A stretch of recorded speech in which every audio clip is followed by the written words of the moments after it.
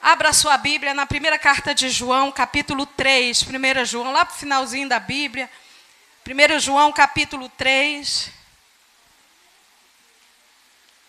Aleluia. Nós leremos alguns versículos. Foi passado o tema, mas a pastora falou, olha, o texto aí é com você. E o Espírito Santo de Deus tem ministrado muito ao meu coração neste capítulo, 1 João, capítulo 3, versos 1, versos 2, 3, 9 e 10. Amém? Quantos acharam? Amém. Vede quão grande amor nos tem concedido o Pai, que fôssemos chamados filhos de Deus. Por isso o mundo não nos conhece, porque não conhece a Ele. Amados, agora somos filhos de Deus, e ainda não é manifestado o que havemos de ser. Mas sabemos que, quando Ele se manifestar, seremos semelhantes a Ele, porque assim como é, o veremos. 3. E qualquer que nele tem esta esperança, purifica-se a si mesmo. Quem tem essa esperança? Como também ele é puro. Verso 9 e 10. Qualquer que é nascido de Deus não comete pecado, porque a sua semente permanece nele. E não pode pecar, porque é nascido de Deus. Versos 10. Nisto são manifestos os filhos de Deus e os filhos do diabo. Qualquer que não pratica a justiça e não ama seu irmão não é de Deus. Pode assentar. Aleluia, irmãos. Um dos mais sublimes privilégios da salvação é ter essa certeza. É saber que nós somos filhos de Deus. Você tem ideia da importância de ser um filho de Deus? Você tem ideia? Você já parou para analisar o que é ser um filho de Deus nesta terra, neste século, neste tempo tão difícil, que a Bíblia diz que são tempos trabalhosos, e a palavra trabalhoso no grego quer dizer violento. É a mesma palavra que Jesus, que está para aquele demônio gadareno, que ninguém conseguia segurar aquele gadareno endemoniado, e Jesus foi lá e o libertou. A Bíblia diz que ele era acorrentado, mas ele arrebentava as correntes, ninguém segurava ele. E ele vivia nos cemitérios, dominado pelo espírito maligno. E aquela violência com que o espírito maligno possuía, escravizava aquele homem. É o tempo que nós vivemos hoje. Tempos violentos. Então é preciso, eu sei que já foi ministrado muito sobre, quantos dias de congresso? 4 dias. Quem sou eu, meu Jesus? Muito sobre filho de Deus. Mas nós precisamos estar refletindo todos os dias, porque a nossa mente é muito falha, irmão. A gente esquece muito rápido, principalmente quando nós começamos a nos envolver com tantos problemas, com tantas coisas, com tantas situações difíceis. Em meio a muitas aflições, a gente esquece, mas quando você para pensar do privilégio, da importância, do que é ser filho de Deus. E o texto em tela, ele nos apresenta algumas verdades extremamente importantes para aplicar na nossa vida. Por exemplo, primeira verdade, ser filha de Deus é uma identidade. Diga comigo, ser filha de Deus é uma identidade, viu, mulher? Lembra da sua identidade? Está lá seu nome, sua data de nascimento, que a gente tenta... Mulher, então, quer esconder, né? 1969, já calculou aí, né? A minha. Está lá o nome da sua filiação, pai, mãe, estado em que você nasceu. Você é brasileira, eu sou paraense. Tem paraense aqui? Dá um sinal. Não, estou sozinha. Eu sou paraense, de Belém do Pará. Então, essa é a nossa identidade. Quem você é. O seu nome é a sua identidade. Então, ser filha de Deus, ter essa consciência, é uma identidade. E o verso 10 diz assim, João diz assim, ó, nisto são manifestos, ou seja, identificados, conhecidos, os filhos de Deus e os filhos do diabo. Tem a famosa frase, todos são filhos de Deus, né? Eu lembro que o meu filho, com o outro mais velho que o Senhor levou, já faz uns 4 anos, eles têm uma foto, quando era pequenininha, em frente a uma estátua, um monumento, e nesse monumento está escrito assim, todos nós somos irmãos. Será? Será que todos no mundo são filhos de Deus? Aqui nesse texto de 1 João, capítulo 3, há uma distinção que precisa ser observada. Embora seja uma palavra forte, no verso 10, nisto são manifestos, são conhecidos, são identificados os filhos de Deus e os filhos do diabo, a Bíblia não faz rodeio. Quantos estão entendendo? A Bíblia, não sou eu, irmão. Fosse eu, talvez até aliviasse um pouco. Mas a palavra de Deus não faz rodeio. A palavra de Deus aqui, ela está dividindo a humanidade em 2 filiações. Filhos de Deus e filhos do diabo. Isso é uma palavra forte. Mas ela não está aliviando. O próprio Jesus, João capítulo 8, verso 44, parte A, falando com aquela liderança religiosa que perseguia ele, que vivia armando para pregar Jesus em alguma falha, ou na sua atitude, ou na sua palavra, o próprio Jesus disse o quê? Vocês têm como pai o diabo. O próprio Jesus não aliviou, diga para o seu irmão, para a sua irmã. Jesus não alivia a verdade. Mas deixa eu te falar uma coisa. Na autoridade do nome de Jesus, esta palavra é como água que está sendo derramada esses 4 dias aqui.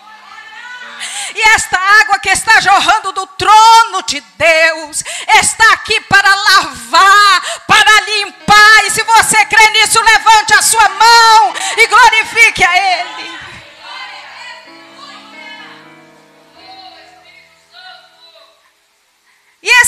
E ele diz assim, olha, vocês têm por pai o diabo. E vocês querem fazer exatamente a vontade dele.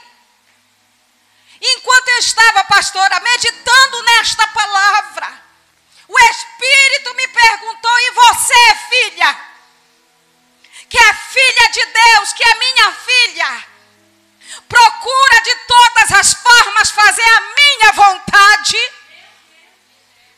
E o Espírito Santo de Deus pergunta para alguém aqui esta noite, e ele não erra o endereço, o alvo está aqui, a flecha está sendo atirada, e ela não vai errar o alvo. Você é filha de Deus. Os filhos do maligno fazem a vontade dele.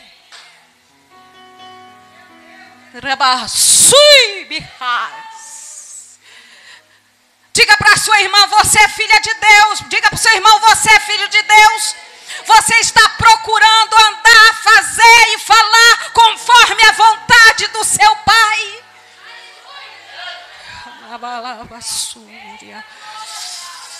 Aleluia, aleluia. Aleluia, aleluia. Adore, adore, adore, adore. Adore. Deus só está confirmando a tua identidade aqui esta noite, filho. Deus só está confirmando e carimbando uma vez mais a tua identidade de filha, de filho amado.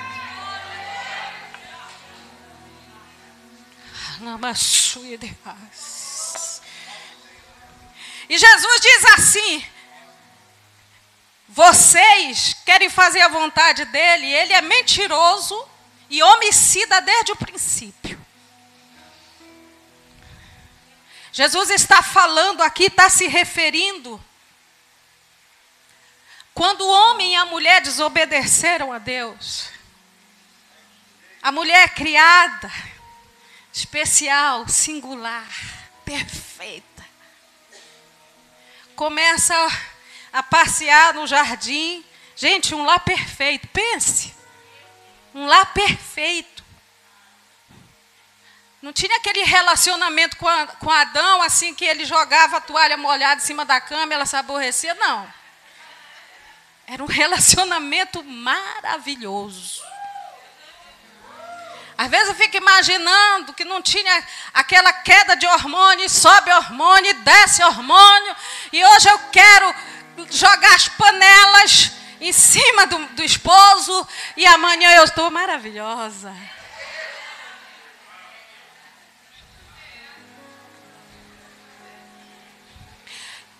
Não era assim, não. Ela não ficava, tinha dias assim, né, que a gente está assim. Te amo, Deus. Oh, tem dia que eu estou assim. Tua graça me...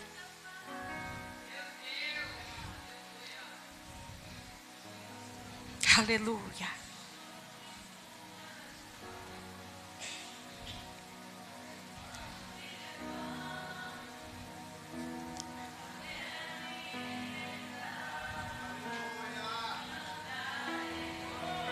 A bondade de Deus. Cante. És fiel.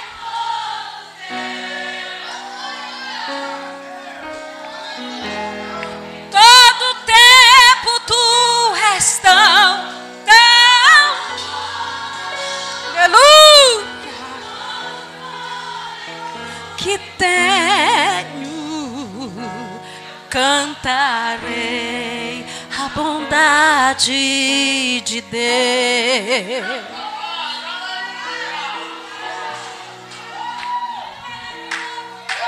Aleluia. Você sente essa presença? Mas tem dia que não dá para cantar a bondade de Deus, não.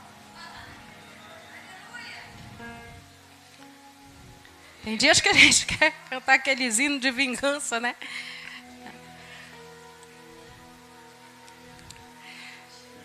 Mas Jesus diz assim, olha, vocês... E ele identifica os filhos do maligno como querendo fazer a vontade, mentirosos. Ele é mentiroso. Irmão, Apocalipse, capítulo 12, verso 9, diz... que o maligno, ele engana o mundo todo. Então, vai aqui uma palavra, eu quero abrir um parêntese aqui, uma palavra aí para jovens, adolescentes, não se iluda. O maligno,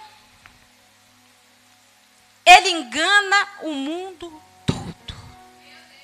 Isaías capítulo 5, verso 20, nós vemos uma mentira deslavada que vivemos hoje, mais do que nunca em nossos dias. Essa sociedade corrompida chama o mal de bem, o bem de mal, o amargo de doce e o doce de amargo.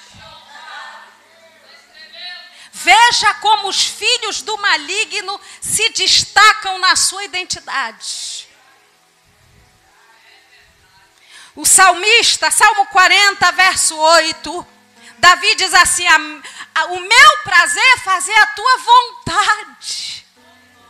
O prazer de um filho e de uma filha de Deus é fazer a vontade de Deus.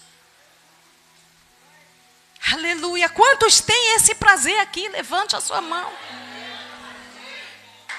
Meu irmão, mas fazer a vontade de Deus, um filho fazer a vontade de Deus, ele tem que fazer a vontade do seu pai, independente da situação. Quantos estão entendendo? Aleluia!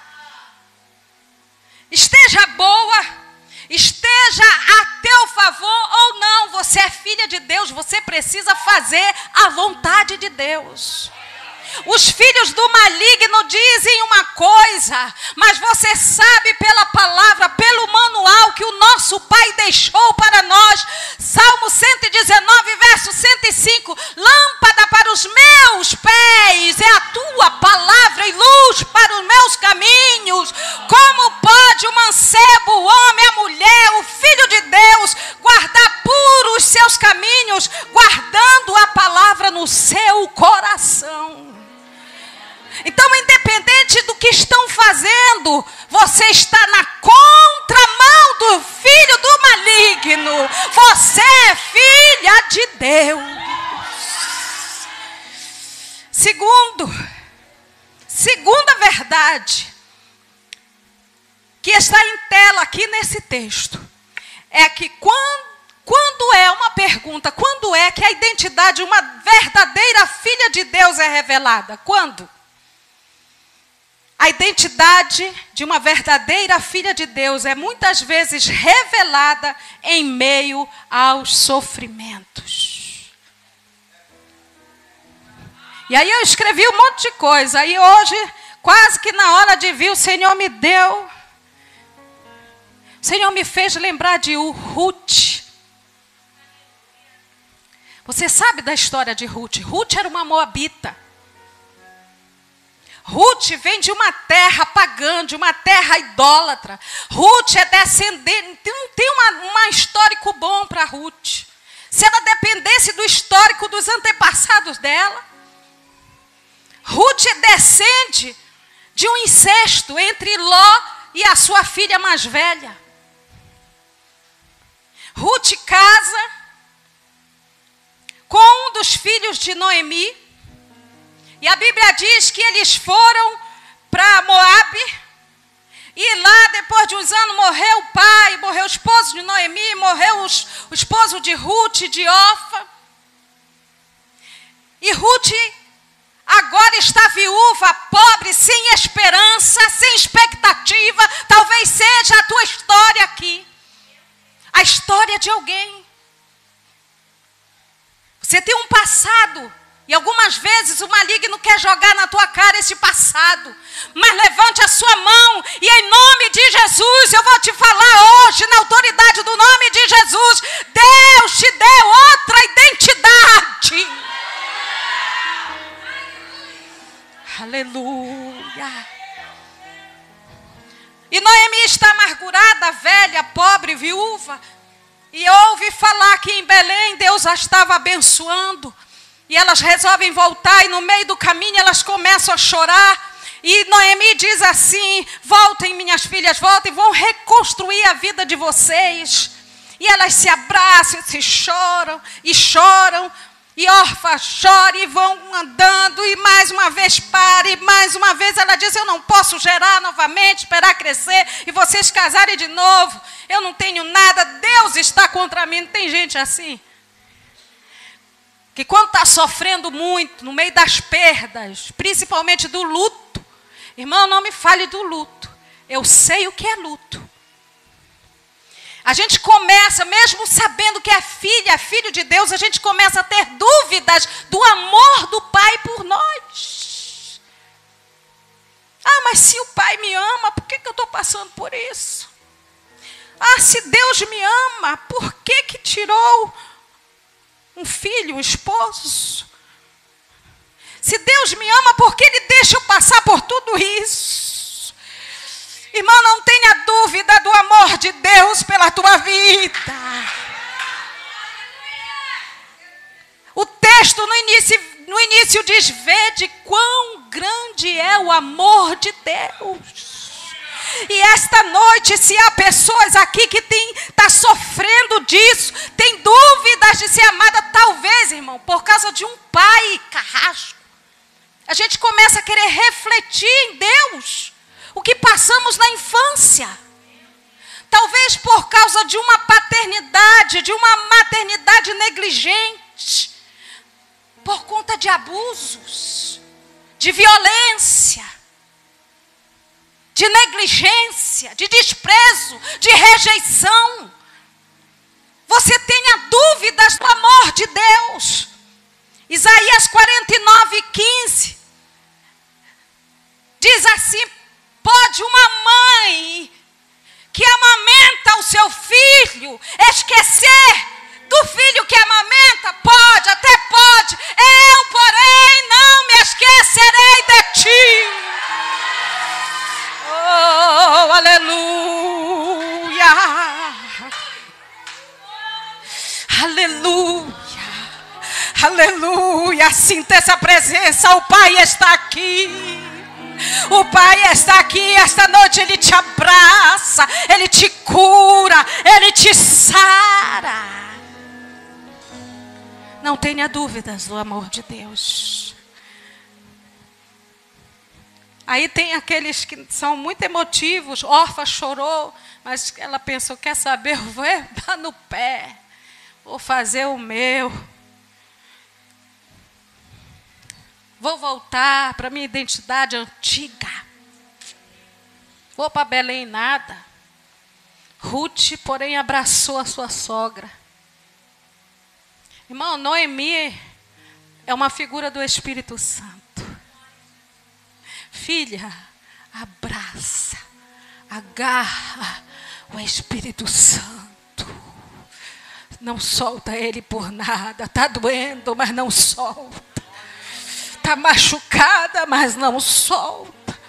Tem desprezo, teve rejeição, mas não solta.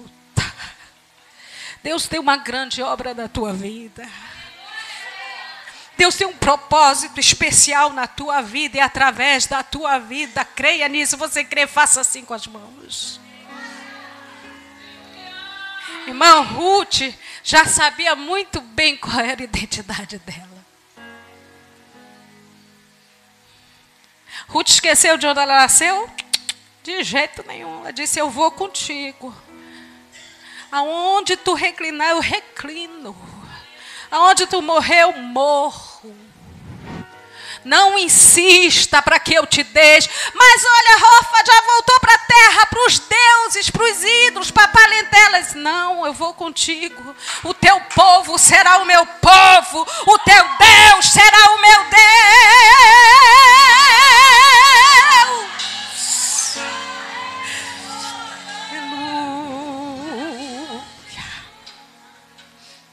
O problema é que Ruth, ela não se deixou aprisionar. Tem muita gente que está aprisionado. Filhos amados, queridos. O pai está assim, ó, esperando, né? Diga aí para sua irmã, tem uma obra para tu fazer.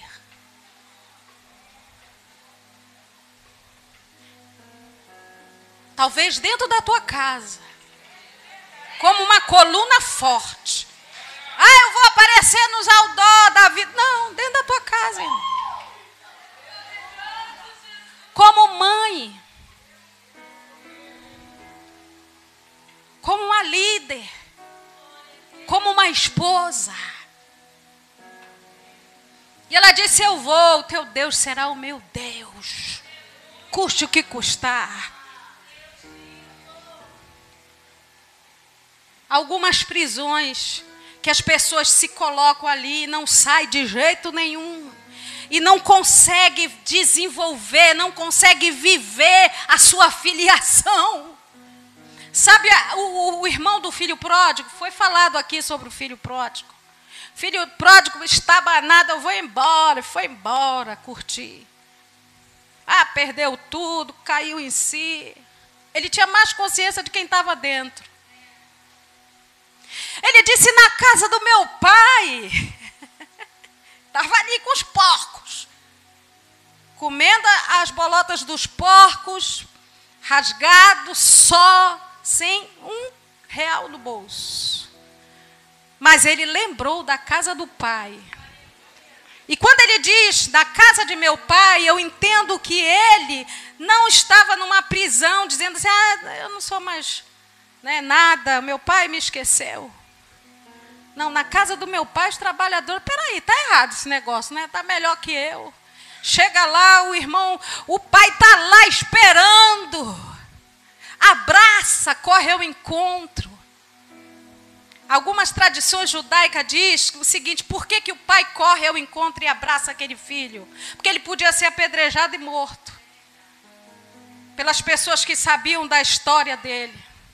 E ele sujo, mal cheiroso, ingrato. O pai foi lá e abraçou. Da minha mão ninguém tira. Ele é meu filho. Da mão do pai ninguém te tira. Levante a sua mão e diga, eu creio. Eu creio. Não te preocupa, ninguém vai te tocar. Você está na mão do pai. Está meio capengando. Aqui está raso, aqui está fundo. Tem horas que dá, mas está na mão do pai. Acabou. Aleluia.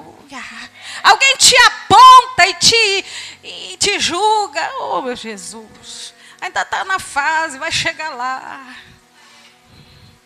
Alguns ainda estão no leite, na fase do leite. Filhinho que precisa do leite, que se der um mocotó, ele passa mal. Mas está na mão do pai, vai crescer, vai se fortificar. Vai se fortalecer. E se eu fosse você, eu levantaria a mão agora e tomaria posse desta palavra. Vai virar uma dinamite. Vai virar uma dinamite. Uma dinamite na mão do pai.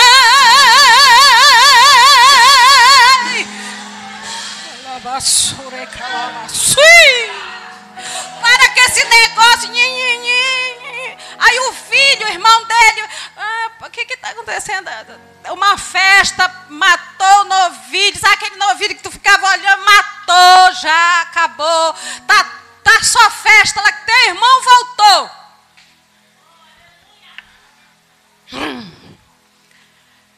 Foi lá reclamar, pai, eu estou o tempo todo aqui fazendo tua vontade. Nunca te abandonei. E esse aí, ó, o acusador. Aquele que não entende, o filho, a filha que ainda não caiu a ficha dos seus direitos de filho na casa do pai, acaba ser cuidado. Acaba virando acusadora. Eu estou há tanto tempo e tu não mata um cabrito. E o pai diz assim, mas tudo que eu tenho, eu não estou entendendo. Tudo que eu tenho aqui é teu. Meu filho, esse teu irmão estava morto. Estava falido.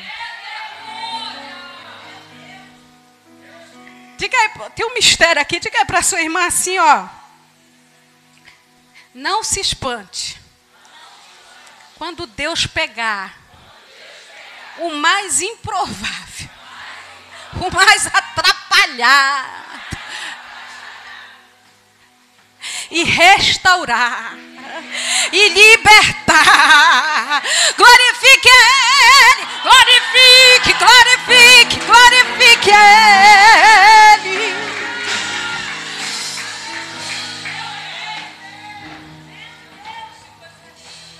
Tem muita coisa aqui, mano. Vamos lá. Já vou encerrar, 21h36, dá mais um pouco.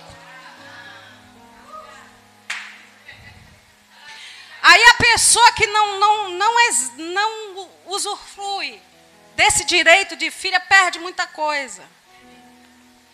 Porque acontece tantas coisas na nossa vida, irmão. Nós temos a luta contra o diabo, a carne, o mundo e tudo. O crente luta todos os dias, irmão. Todos os dias. E hoje nós vivemos numa terrível, endêmica, sistêmica crise de identidade. E mais do que nunca, você, filho, precisa saber quem você é como filho de Deus neste mundo. E você precisa exercer a sua função de filho. Ainda que isso venha te custar acusação, perseguição, incompreensão, calúnia, desprezo. Você precisa segurar firme essa identidade. Eu sou filha de Deus. E eu faço a vontade de Deus. Não foi assim com José? José foi perseguido pelos irmãos, invejado, jogado no poço, foi vendido. Lá ele ficou preso, depois subiu de poço, depois foi caluniado, foi tentado, não cedeu. Por quê? Porque ele sabia quem ele era. Ele segurou a identidade dele. Aí quando chega diante dos seus irmãos como governador do Egito, eu acho lindo isso. Gênesis capítulo, depois você procura lá, às 40 e pouco, né? José está lá e ele os irmãos dele que tinham perseguido na frente dele. E ele chora e acontecem muitas coisas, mas de repente ele se apresenta. Sabe o que ele diz para os irmãos dele? Se agora eu vou me vingar, foi isso? Agora eu vou fazer a mesma coisa que vocês fizeram comigo, seu Austrália. Quando ele se apresenta, ele diz assim: eu sou José. Eu sou José. Ele não perdeu a sua identidade. Ele era governador, mas ele era o mesmo José, filho de um Deus que perdoa, e um Deus que nos faz perdoar, um Deus que restaura, e um Deus que nos faz ajudar a restaurar.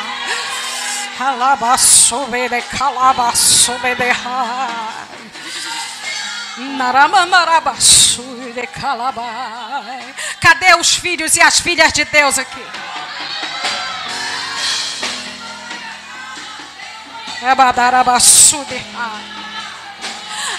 José é um adúltero, queria ficar com a mulher de Potifar.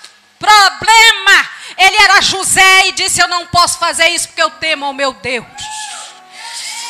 Eu sou José. Diga o seu nome. Diga mais uma vez. Irmãos, por muito tempo eu tinha uma bronca do meu nome, Márcia. E eu passei um tempo afastada do evangelho, oprimida, pense. Aí, no pior período da minha vida espiritual, oprimida, possessa, deprimida, cheia de depressão, cheia de sequelas, revolta, no mundão. Alguém disse assim, da minha família, disse assim: tu é exatamente o teu nome de uma atriz aí quando tu nasceu, que a minha mãe botou o nome, na época era moda, e tudo que você faz, ela fazia. Tu é exatamente isso, irmão. Fiquei com trauma disso. Daí Jesus é tão bondoso, misericordioso, me libertou, me restaurou, me limpou. Daí eu gravei em 2000 e vim para o Rio de Janeiro, vim lá de Belém do Pará, vim para cá. Quando chegou aqui, um dia eu sempre tive aquele problema com o meu nome, Márcia. Oh, Jesus, que se eu pudesse mudar. A minha identidade está Márcia, e eu queria mudar. Um dia no aeroporto na Bahia encontrei com o Marquinhos Gomes e ele disse: guerreira! Aí eu tomei um susto. Deus usou a boca dele. E ele disse assim: essa mulher, para o pastor que estava perto de mim, essa mulher é guerreira. Deixa eu falar. Márcia, você é guerreira.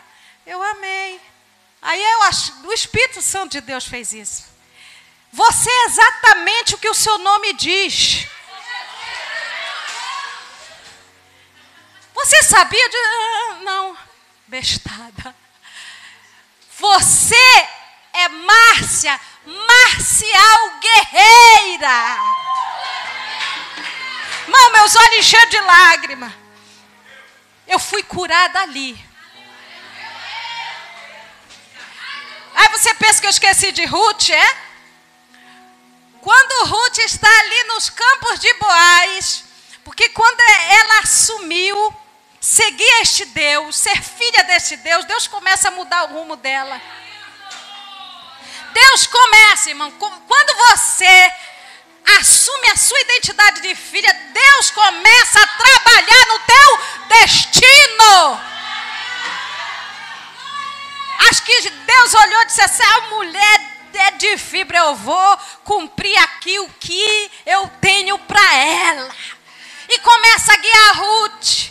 E por uma Jesuscidência, ela vai para os campos de Moabe e ali aquela mulher começa a trabalhar. Eu imagino que algumas vezes vem aquela tentação na cabeça de Ruth de lembrar do seu passado, do seu antepassado, do histórico, da viuvez e tal. Não, Ruth está ali, colhendo grãos atrás dos ceifeiros. Aí quando você tem essa firme identidade de filha, Deus começa a te dar umas bênçãos a mais. Você está no processo, aguenta esse processo. Porque Deus começa a te dar bênção no processo. Aproveita. Boaz começa a observar e diz assim para os ceifeiros: não incomoda ela não. Deixa cair, faz de conta, olha aí. Que caiu a mais os grãos. Deixa ela juntar. E ela enchia e levava para sua sogra. Um dia, Boaz chama. E Ruth está ali, diz que não é digna e diz: eu sou uma moabita. Aí sabe que o que Boaz fala? Boaz, como um tipo de Jesus, abre a boca e não diz: tu é aquela moabita, descendente do incesto. Não. Boaz abre a boca e diz assim: não te preocupa, minha filha. Porque toda a cidade sabe que tu és mulher virtuosa. Fique de pé, fique de pé, fique de pé.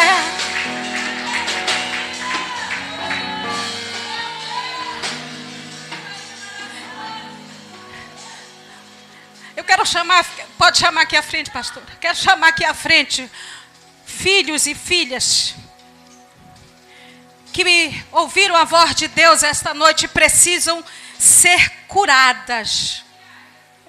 Precisam de uma intervenção na sua alma, no seu emocional, na sua área psicológica. Talvez por algumas coisas que cometeram. Eu vou rapidinho abrir um parêntese aqui. Quando abre parêntese, Deus fala com alguém. Eva havia perdido tudo, porque deu ouvidos à serpente, ao mentiroso, enganador, homicida. Ela perdeu tudo. Aí ela perde o paraíso, ela perde a comunhão com Deus, é cortado. E ela está ali, daqui a pouco, Caim mata Abel. Ela perde um filho para o luto, para a morte. Outro vai embora, é expulso. Ela tinha todos os motivos para entrar numa prisão psicológica, emocional, e dizer assim: Deus não me ama mais. Eu não sou mais filha, perdi tudo. Por minha culpa o homem está lá, ó, lavrando a terra, suando, chega de mau humor por causa de mim. A sentença foi dada a ela. culpada. É isso que o maligno está dizendo para alguém aqui, culpada. Culpada. Mas sabe o que acontece? Depois do luto, de tudo, Eva engravida e dá à luz a Sete. Aí sabe o que ela diz? Deus me deu um filho varão no lugar daqueles que eu perdi.